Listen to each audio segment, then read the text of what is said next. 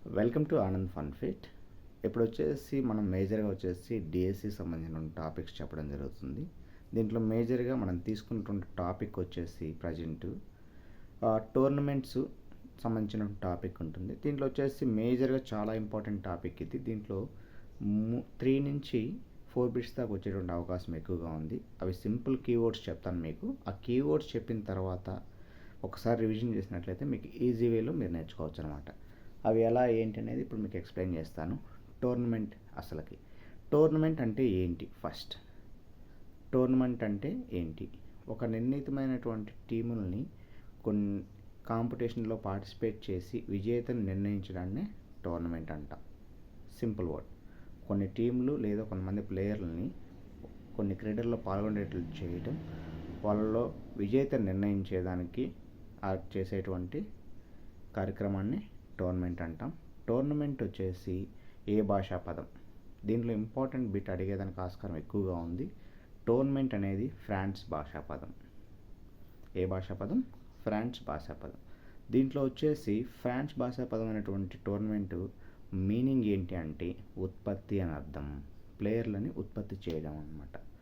Meaning ఏంటి? ఉత్పత్తి అని అర్థం అనమాట. టోర్నమెంట్ వచ్చేసి మీకు ఆల్మోస్ట్ ఆల్ అర్థమైంది. టోర్నమెంట్ ఎలా కండక్ట్ చేయాలి ఏంటి అనేది మీకు కొంచెం ముందుకెళ్తే బ్రీఫ్గా అర్థమవుతూ ఉంటుంది. నెక్స్ట్ వన్ వచ్చేసి టోర్నమెంట్ అసలుకి ఎన్ని రకాలు ఉన్నాయి? మేజర్గా టోర్నమెంట్ ఎన్ని రకాలు ఉన్నాయి? First one knockout tournament, league tournament, next one combination tournament, fourth one వచ్చేసి ఛాలెంజింగ్ టోర్నమెంట్. ఇవి 4 రకాలుగా ఉన్నటువంటి టోర్నమెంట్స్ అనమాట. First one league tournament, knockout tournament, league tournament, challenge tournament and combination tournament. ఈ డిఫరెంట్ 4 టైప్స్లో ఇంపార్టెంట్ అనమాట. అవి ఎలా కండక్ట్ చేస్తారు ఏంటి మీకు క్లియర్గా తెలిసినట్లయితే వాటిని మీరు ఈజీగా ఐడెంటిఫై చేయొచ్చు అనమాట. ఫస్ట్ వన్ వచ్చేసి నాకౌట్ టోర్నమెంట్. నాకౌట్ టోర్నమెంట్ అంటే ఏదైనా ఒక టీంని పార్టిసిపేట్ చేసిన తర్వాత ఫస్ట్ రౌండ్లో ఓడిపోయినట్లయితే వెనుదిరిగి పంపించేస్తున్నాం బయటకు ఆ టోర్నమెంట్ నుంచి. ఎవరైనా ఒకసారి పార్టిసిపేట్ చేసిన తర్వాత వాళ్ళు ఆ టీంలో గెలిస్తేనే కంటిన్యూ అవుతారనమాట. ఓడిపోయినట్లయితే అక్కడి వరకు బయటికి వెనుదిరిగి వచ్చేస్తారనమాట. అలాంటి టోర్నమెంట్ని వచ్చేసి నాకౌట్ టోర్నమెంట్ అంటారు. నాకౌట్ టోర్నమెంట్ అంటే ఏంటి? నాకౌట్ టోర్నమెంట్ అంటే ఏదైనా ఒక టీం పార్టిసిపేట్ చేసినప్పుడు ఓడిపోయినట్లయితే అలాంటి టోర్నమెంట్ని నాకౌట్ టోర్నమెంట్ అంటారు. దీన్ని ఎలిమినేషన్ టోర్నమెంట్ అని కూడా అంటారు. చాలా చాలా ఇంపార్టెంట్ పాయింట్ ఇది. ఎలిమినేషన్ టోర్నమెంట్ అని వీటిని అంటారు. ఇలా అడిగే ఆస్కారం ఎక్కువగా ఉంటుంది క్వశ్చన్. లాస్ట్ టైం ప్రీవియస్ డిజిఎస్లో కూడా కొన్ని అడిగి ఉన్నారు. దానికి సంబంధించి ఎలిమినేషన్ టోర్నమెంట్ అనేది మనకి మెయిన్ కీవర్డ్ అన్నమాట. నాకౌట్ టోర్నమెంట్ని ఎలిమినేషన్ టోర్నమెంట్ అని అంటారనమాట. ఈ నాకౌట్ టోర్నమెంట్లో వచ్చేసి ఉత్తమ ఆటను ఖచ్చితంగా ప్రదర్శించవలసి ఉంటుంది. ఎందుకంటే ఓడిపోతే బయట పంపించేస్తారు అన్నటువంటి ఇదితోటి వాళ్ళ ఉత్తమమైనటువంటి ఆటను ప్రదర్శిస్తూ కొనసాగాల్సి ఉంటుంది. వీటికి పిక్చర్స్ ఏ విధంగా తీస్తారంటే ఒక లాటరీ పద్ధతిన చిట్స్ వేసి లాటరీ పద్ధతిని తీసి మనకి పిక్చర్ వేయడం జరుగుతుందన్నమాట. దీంట్లో వచ్చేసి కొన్ని టీమ్స్కి బై ఇస్తారనమాట. బై అంటే ఏంటి? దీంట్లో ఇంపార్టెంట్ వర్డ్ వచ్చేసి బై అంటే ఏంటి అని కూడా అడగవచ్చు. బై అంటే డమ్మీ అని అర్థం. మీనింగ్ వచ్చేసి దీంట్లో బై వచ్చిన టీం వచ్చేసి ఆ రౌండ్ ఆడవలసిన అవసరం ఉండదన్నమాట. బై వస్తే వాళ్ళు నెక్స్ట్ ఇంకొక రౌండ్లో పార్టిసిపేట్ చేస్తారు. గెలిచి వచ్చిన వాళ్ళతోటి వాళ్ళు డైరెక్ట్గా ఆడవచ్చు అనమాట. దీంట్లో వచ్చేసి బై అనేది క్లారిటీ వచ్చింది. తర్వాత బై అంటే అసలుకి మ్యాచ్ల సంఖ్య ఎలా నిర్వహిస్తారు నాకౌట్లో, అసలుకి టీమ్స్ ఎలా డివైడ్ చేస్తారు, మెయిన్ కీవర్డ్ దీంట్లో వచ్చేసి సరి సంఖ్య వచ్చినట్లయితే teams upper of lower of అని డివైడ్ చేయాల్సి ఉంటుంది. సరి సంఖ్య వచ్చినట్లయితే అప్పర్ ఆఫ్ లోయర్ ఆఫ్లో టీముల సంఖ్య సమానంగా ఉంటుంది. అంటే 10 టీమ్స్ పార్టిసిపేట్ చేసినట్లయితే అప్పర్ ఆఫ్లో 5 టీమ్స్ ఉంటాయి, లోయర్ ఆఫ్లో 5 టీమ్స్ ఉంటాయి. ఇది క్లియర్. అప్పర్ ఆఫ్ని లోయర్ ఆఫ్ని డివైడ్ చేయాల్సి ఉంటుంది. అదే బేసి సంఖ్య వచ్చినట్లయితే అప్పర్ ఆఫ్లో టీముల సంఖ్య ఎక్కువగా ఉంటుంది, లోయర్ ఆఫ్లో వచ్చేసి టీముల సంఖ్య తక్కువగా ఉంటుంది. ఎగ్జాంపుల్ 11 టీమ్స్ వచ్చాయనుకోండి, 6 టీమ్స్ అప్పర్ ఆఫ్లో ఉంటాయి, లోయర్ ఆఫ్లో వచ్చేసి 5 టీమ్స్ ఉంటాయి అన్నమాట. దీనికి కొంచెం ఆపోజిట్లో వచ్చేసి బైలు ఇవ్వడం జరుగుతుందన్నమాట. బైలు వచ్చేసరికి సరి సంఖ్య వచ్చినట్లయితే NB/2 ఫార్ములా. దాంట్లో వచ్చేసి N/2 ఫార్ములా. టీమ్స్ డివైడ్ చేసేటప్పుడు వచ్చేసి అంటే బేసి సంఖ్య ఉన్నప్పుడు N+1/2, సరి సంఖ్య ఉన్నప్పుడు n/2 వస్తుంది. లోయర్ హాఫ్కి వచ్చేసి బేస్ సంఖ్య ఉన్నట్లయితే n-1/2, అదే బైస్ ఇవ్వాల్సి వచ్చినట్లయితే nb+1/2 ఉంటుంది ఫార్ములా. ఈ ఫార్ములాస్ చాలా ఇంపార్టెంట్. టీమ్ని ఎలా డివైడ్ చేయాలి, బైస్ ఎలా ఇవ్వాలనే దానికి ఈ ఫార్ములాస్ అనేవి హెల్ప్ అవుతూ ఉంటాయి అన్నమాట మీకు. నెక్స్ట్, బైస్ ఇవ్వడం అనేది అర్థమైంది మీకు. టీమ్స్ ఎలా డివైడ్ చేసుకోవాలో అర్థమైంది. నెంబర్ ఆఫ్ మ్యాచెస్ టోటల్గా నెంబర్ -1, n అంటే n-1, it is the formula అనమాట. అది ఫార్ములాస్ చాలా ఇంపార్టెంట్, అడిగేటువంటి ఆస్కారం ఎక్కువగా ఉంటుంది పాయింట్స్లో. ఆ పాయింట్స్ని బాగా గుర్తుపెట్టుకోండి, బాగా రాసుకోండి. ఆ ఫార్ములాస్ అనేవి హెల్ప్ అవుతాయి మీకు. టోటల్ మ్యాచ్లు కనుగొనాలంటే n-1. ఈ టోటల్గా బైస్ని ఎలా డివైడ్ చేయాలి అనేది ఇంపార్టెంట్. ఇప్పుడు బైస్ని ఎలా డివైడ్ చేయాలంటే బైస్ వచ్చేసి n power of value minus total teams, ఎన్నైతే పార్టిసిపేట్ చేస్తున్నాయో ఆ టీమ్స్ మైనస్ చేస్తే n పవర్ ఆఫ్ వాల్యూ అంటే ఇప్పుడు వచ్చేసి 2 అనుకుందాం.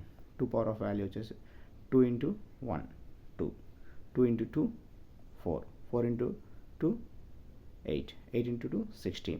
అలా నెంబర్ ఆఫ్ వాల్యూ పెరుగుతూ పోతూ ఉంటుంది. అలా 2s ఎన్ని వస్తాయో అవి రౌండ్స్గా మనం కేటాయించవచ్చు. పవర్ ఆఫ్ వాల్యూ ఎగ్జాంపుల్ మనకి 16 వచ్చిందనుకోండి. 16 10 టీమ్స్ పార్టిసిపేట్ చేశాయి. 16 - 10, అక్కడ టోటల్గా మైనస్ చేస్తే 6 వచ్చాయి.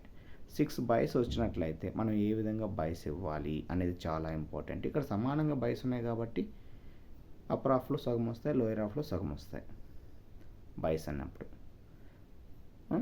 అలా కాకుండా బేసి సంఖ్య వచ్చినట్లయితే 5 వచ్చాయి అనుకుందాం. ఎగ్జాంపుల్ 5 బైస్ వచ్చినట్లయితే మీకు ఇంతకుముందు ఫార్ములా ఏం చెప్పాను, బైస్కి వచ్చేసి అప్పర్ హాఫ్లో తక్కువ వస్తాయి, లోయర్ హాఫ్లో ఎక్కువ వస్తాయి. ఆ బైస్ ఎలా ఇవ్వాలనేది కూడా క్లియర్గా చెప్తాను మీకు నేను. అప్పర్ హాఫ్లో ఎక్కువ వస్తాయంటే మైనస్ చేయాల్సి ఉంటుంది. nb-1/2 ఫార్ములా చాలా ఇంపార్టెంట్. సెకండ్ థింగ్ వచ్చేసి nb+1/2 లోయర్ హాఫ్కి వచ్చేసి అలా వస్తుందన్నమాట ఫార్ములా. ఇప్పుడు 5 వచ్చినప్పుడు nb+1/2 అన్నప్పుడు ఏమవుతుంది, 3 అనేది లోయర్ హాఫ్కి వస్తుంది, అప్పర్ హాఫ్లో వచ్చేసి 2 వస్తుంది అనమాట. నెక్స్ట్ థింగ్, ఈ ఫార్ములాస్ క్లియర్గా వచ్చేసాయి, మీకు అర్థమైంది. సెకండ్ థింగ్, బైస్ ఇచ్చేటువంటిప్పుడు మనం 4 క్వార్టర్స్గా డివైడ్ చేయాల్సి ఉంటుంది.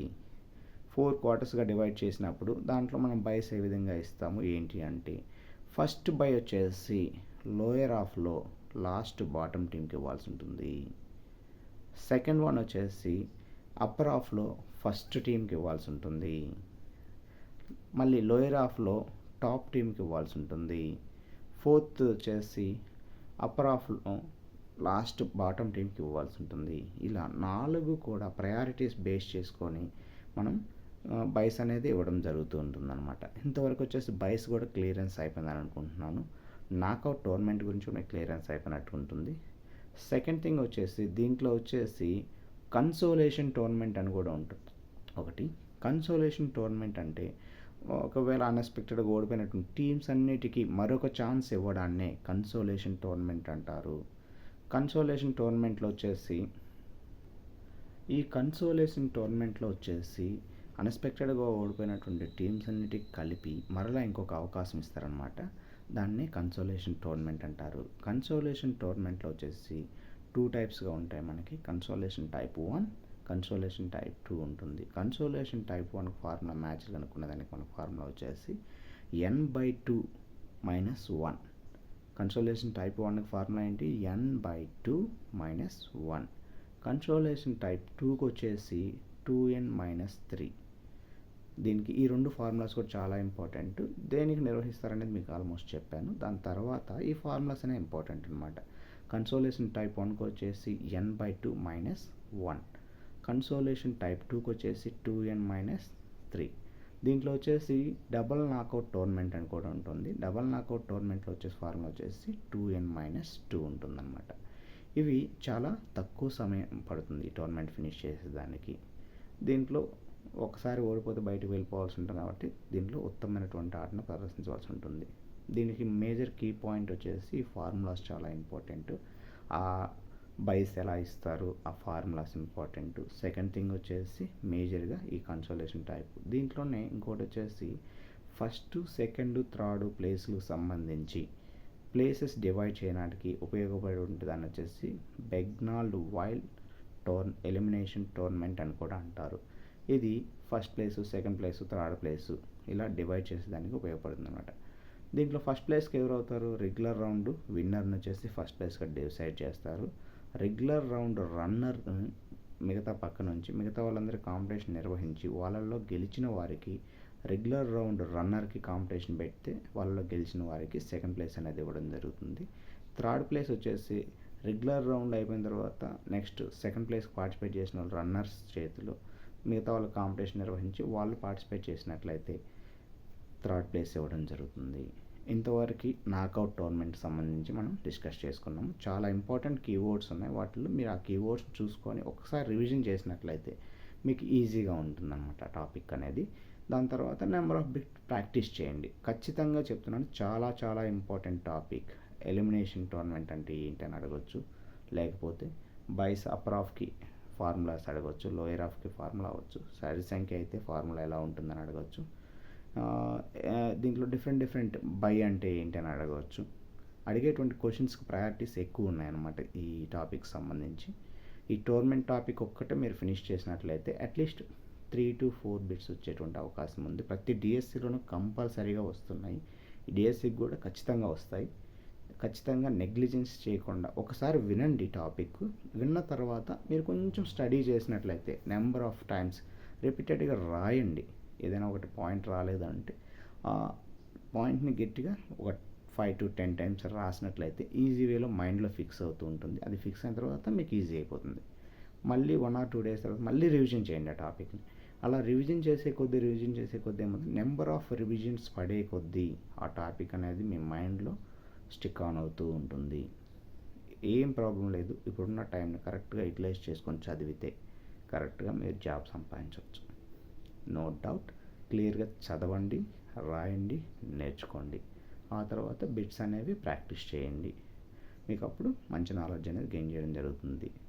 సెకండ్ థింగ్ వచ్చేసి లీగ్ టోర్నమెంట్. లీగ్ అనేది చాలా ఇంపార్టెంట్. లీగ్ టోర్నమెంట్ వచ్చేసి రౌండ్ రాబిన్ టోర్నమెంట్ అని కూడా అంటారు. దీన్ని ఏమని పిలుస్తారంటే రౌండ్ రాబిన్ టోర్నమెంట్ అని కూడా పిలుస్తారు. లీగ్ టోర్నమెంట్లో వచ్చేసి ఈ లీగ్ టోర్నమెంట్లో ప్రతి ఒక్క టీంతో ఆడవలసి ఉంటుంది. ఈ లీగ్ టోర్నమెంట్ అనేది ప్రతి ఒక్క టీంతో ఆడవలసి ఉంటుంది. దీనికి ఎక్కువ సమయం పడుతుంది అన్నమాట ఈ టోర్నమెంట్ కండక్ట్ చేసేదానికి. కానీ లీగ్ టోర్నమెంట్లో గెలిచినటువంటి టీంను సుపీరియర్ టీం అని అంటారు. చాలా ఇంపార్టెంట్, ఈ పాయింట్ని గుర్తుపెట్టుకోండి. సుపీరియర్ టీం అని వీటిని అంటారు. లీగ్ టోర్నమెంట్ని సుపీరియర్ టీం అంటే లీగ్ టోర్నమెంట్లో గెలిచినటువంటి టీంని సుపీరియర్ టీం అని అంటారు అన్నమాట. లీగ్ టోర్నమెంట్లో వచ్చేసి సింగిల్ లీగు, డబుల్ లీగ్ ఉంటుంది. సింగిల్ లీగ్లో వచ్చేసి n/n-1/2 ఫార్ములా. డబుల్ లీగ్ వచ్చేసి n/n-1. ఇది వచ్చేసి 2 ఫార్ములాస్ చాలా ఇంపార్టెంట్. ఈ లీగ్ టోర్నమెంట్లో వచ్చేసి మనకి 3 రకాలైనటువంటి టోర్నమెంట్స్ ఉంటాయి. లీగ్ ఫార్ములాస్ చెప్పాను కదా, n/n-1/2.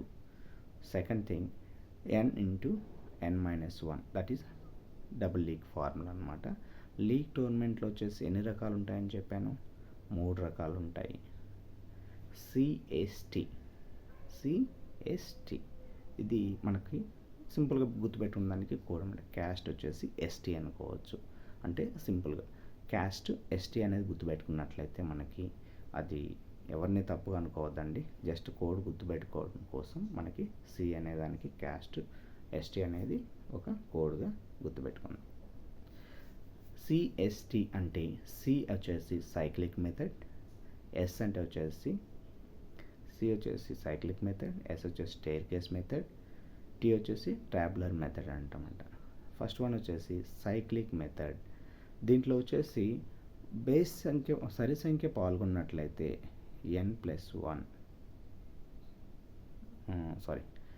సరి సంఖ్య పాల్గొన్నట్లయితే n+1.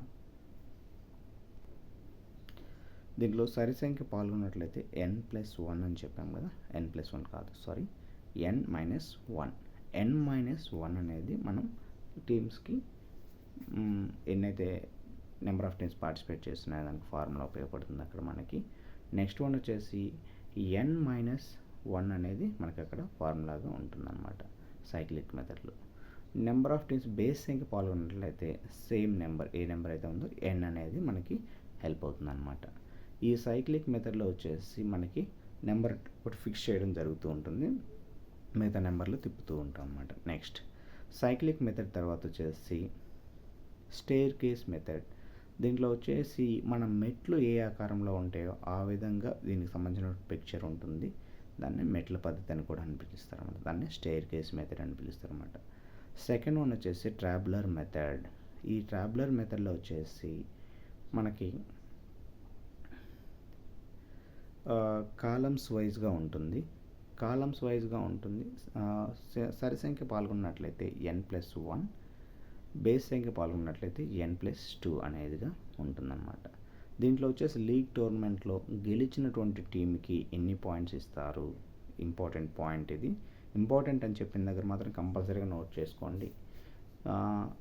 దీంట్లో వచ్చేసి మనకి ఇప్పుడు వచ్చేసి పాయింట్ అని చెప్పాం, లీగ్ టోర్నమెంట్లో పాయింట్స్ ఆధారంగా నిర్ణయిస్తారన్నమాట. టోర్నమెంట్స్ అన్నిటికి కలిపి లీగ్ టోర్నమెంట్లో గెలిచినటువంటి టోర్నమెంట్కి ఎన్ని పాయింట్స్ ఇస్తారు, 2 పాయింట్స్ ఇస్తారు.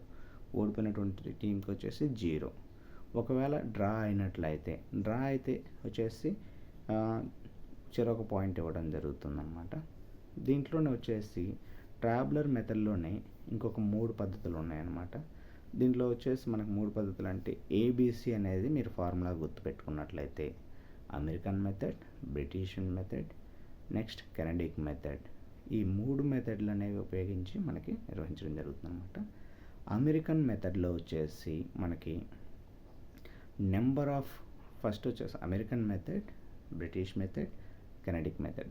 ఇవి బేసిక్గా రివర్స్ ఆర్డర్లో చెప్తున్నాం. మీకు సింపుల్ గుర్తుపెట్టుకోవడానికి ఏబిసి అనే ఫార్ములా మీరు గుర్తుపెట్టుకున్నట్లయితే ఏబిసిలో American method, British method, next one వచ్చేసి కెనడిక్ మెథడ్. అమెరికన్ మెథడ్లో వచ్చేసి మనకి నెంబర్ ఆఫ్ ఎన్నైతే టీమ్స్ విన్ అయి ఉంటామో, మన మ్యాచెస్ ఎన్నైతే విన్ అయి ఉంటామో, number of win by teams by number of గేమ్స్కి ఛాన్స్ ఎన్ని ఉన్నాయి అనేది ఉంటుంది పాయింట్. నెక్స్ట్ వన్ వచ్చేసి బ్రిటిష్ మెథడ్లో వచ్చేసి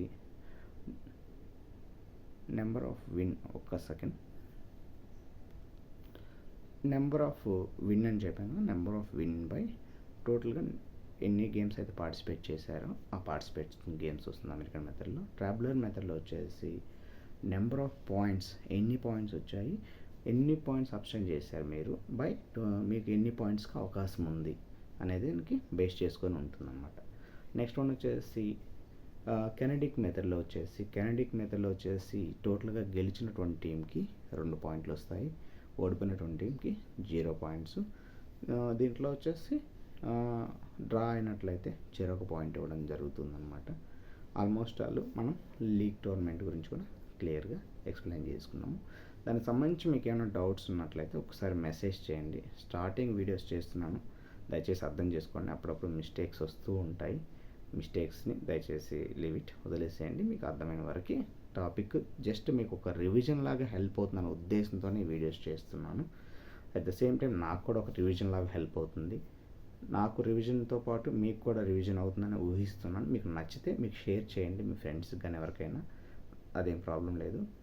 దయచేసి అర్థం చేసుకోండి. స్టార్టింగ్ వీడియోస్ కాబట్టి ఇలా కొంచెం తడబాటు ఉంటుంది, కొంచెం రాగానే ఎక్స్ప్లెనేషన్ అవుతూ ఉంటుంది. ఇంకేమైనా డౌట్స్ ఉన్నా కానీ నీట్గా క్లియర్గా ఒక్కో టాపిక్ మీకు చెప్తూ వస్తాను. దాంట్లో మీకు మ్యాక్సిమం కవర్ చేస్తాను. దాంట్లో అది మీరు ఇచ్చే సపోర్ట్ని బేస్ చేసుకొని ఇంకా 3 వీడియోస్ చేస్తాను. దానికి సంబంధించి ఏమన్నా తప్పులు వస్తూ ఉంటాయి స్టార్టింగ్ కాబట్టి దయచేసి అర్థం చేసుకోండి.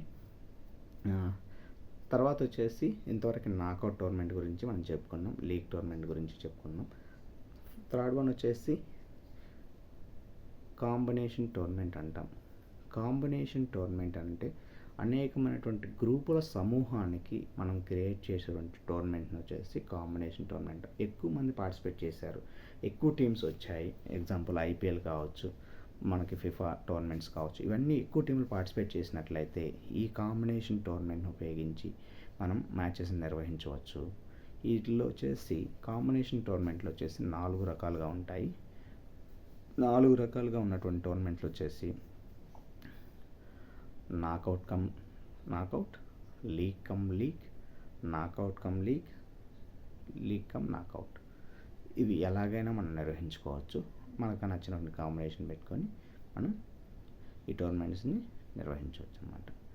నెక్స్ట్ వన్ వచ్చేసి ఛాలెంజింగ్ టోర్నమెంట్.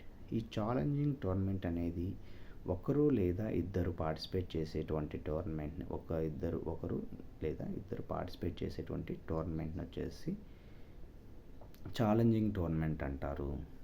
ఈ ఛాలెంజింగ్ టోర్నమెంట్కి మనకి ఎగ్జాంపుల్ చూడవచ్చు, బ్యాడ్మింటన్ కావచ్చు. ఇలా ఇండివిజువల్గా పార్టిసిపేట్ చేసేటువంటి అన్నీ కూడా, చెస్, క్యారమ్స్, ఇవన్నీ కూడా ఛాలెంజింగ్ టోర్నమెంట్ కిందకి వస్తాయి. ఈ ఛాలెంజింగ్ టోర్నమెంట్లో వచ్చేసి 2 రకాలు ఉంటాయి. ఒకటి ల్యాడర్ మెథడ్, సెకండ్ వన్ వచ్చేసి పిరమిడ్ మెథడ్. ఎన్ని రకాలు ఉంటాయని చెప్పాను. ఛాలెంజింగ్ టోర్నమెంట్ ఎన్ని రకాలని అడిగేటువంటి అవకాశం కూడా ఉంటుంది. అది వచ్చేసి మనకి LP, ladder and pyramid method. Pyramid method దేనికి సంబంధించింది అని కూడా అడగవచ్చు. మనకి పిరమిడ్ మెథడ్ దేనికి సంబంధించింది అని అడిగితే మనం వచ్చేసి ఛాలెంజింగ్ టోర్నమెంట్కి సంబంధించింది అని చెప్పవచ్చు. చెస్ క్రీడా పోటీలు సంబంధించి దేంట్లో నిర్వహిస్తారని చెప్పినప్పుడు ఈ ఆప్షన్స్ వస్తాయి మనకి. దాంట్లో వచ్చేసి మనం ఛాలెంజింగ్ అనేటువంటి ఆప్షన్ తీసుకుంటే that is the right answer అవుతుంది. అంటే క్వశ్చన్ ప్యాటర్న్ అడిగే విధానాన్ని బట్టి మనం ఆన్సర్ చేయాల్సి ఉంది. మీకు ఒక టాపిక్ ఒక క్లియరెన్స్ వచ్చింది అని అంటే, క్లియరెన్స్ వస్తే ఈజీగా మీరు అర్థం చేసుకోవచ్చు అనమాట. ఈ ఛాలెంజింగ్ టోర్నమెంట్లో వచ్చేసి మెయిన్ కీవర్డ్స్ ఏమున్నాయి అనేది మీకు ఇప్పుడు డిస్కస్ చేస్తాను. ఈ ల్యాడర్ టోర్నమెంట్ అని చెప్పాం కదా మనం, ladder tournament and second one వచ్చేసి పిరమిడ్ టోర్నమెంట్. ల్యాడర్ టోర్నమెంట్లో వచ్చేసి మన నిచ్చెన మాదిరిగా ఉంటుందన్నమాట. ఇది నిచ్చెన మాదిరిగా ఉంటే కింద స్థాయి వారు పై స్థాయి వారికి పోటీ చేయాల్సి ఉంటుంది. వాళ్ళు గెలిచినట్లయితే వాళ్ళు పై స్థాయికి వెళ్తారు, ఓడిపోయినట్లయితే అదే స్థాయిలో ఉంటారన్నమాట. అలా డిఫరెంట్గా టోర్నమెంట్స్ అనేది వాళ్ళకి క్రియేట్ చేయడం జరుగుతుంది. సెకండ్ వన్ వచ్చేసి పిరమిడ్ మెథడ్. పిరమిడ్ మెథడ్లో వచ్చేసి 2 రకాలుగా ఉంటుంది. కాబ్ వెబ్ అనేటువంటి పద్ధతి ఒకటి, కింగ్స్ టోర్నమెంట్ అనే పద్ధతి ఒకటి. కాబ్ వెబ్ పద్ధతిలో వచ్చేసి దీంట్లో కూడా సేమ్ ఒక సర్కిల్ సాలిగూడు ఆకారంలో ఉంటుంది. ఇట్లో 8 సర్కిల్స్ దాకా ఉంటాయి అన్నమాట. 8 సర్కిల్స్ దాకా ఉంటాయి. దీంట్లో కూడా పైన ఉన్నటువంటి వారితో, అదే లైన్లో ఉన్నటువంటి వారితో పోటీ చేసి వాళ్ళని గెలిచినట్లయితే ముందుకు వెళ్తూ ఉంటారు అన్నమాట. దీనిలో లాస్ట్ పాయింట్ మీకు చెప్పుకునేది ఏంటంటే కింగ్స్ టోర్నమెంట్. లాంగర్ టీమ్ అంటే ఎక్కువ మంది గ్రూపుల సమూహం వచ్చినప్పుడు ఈ టోర్నమెంట్ అనేది హెల్ప్ అవుతుంది. టోటల్గా మనం టోర్నమెంట్ అనేటువంటి టాపిక్ ఈరోజు ఫినిష్ చేసాము. దానికి సంబంధించి మీకు ఏమైనా డౌట్స్ ఉన్నట్లయితే మెసేజ్ చేయండి. వాటికి సంబంధించి నేను ఎక్స్ప్లెయిన్ చేయడానికి మళ్ళీ ట్రై చేస్తాను. అందరికీ నచ్చిందని అనుకుంటున్నాను. ఒకవేళ నచ్చితే మీ ఫ్రెండ్స్కి షేర్ చేయండి. మన ఫిజికల్ ఎడ్యుకేషన్ డిపార్ట్మెంట్లో చాలామంది ఉన్నారు. ప్రతి ఒక్కరు కూడా ఈ వీడియో అనేది ఉపయోగపడాలని కోరుకుంటున్నాను. నచ్చితే షేర్ చేయండి, లైక్ చేయండి. ఏదైనా ఉంటే విలువైన సమాచారం అన్న ఉంటే కామెంట్ చేయండి. Thank you so much. Your సానంద్.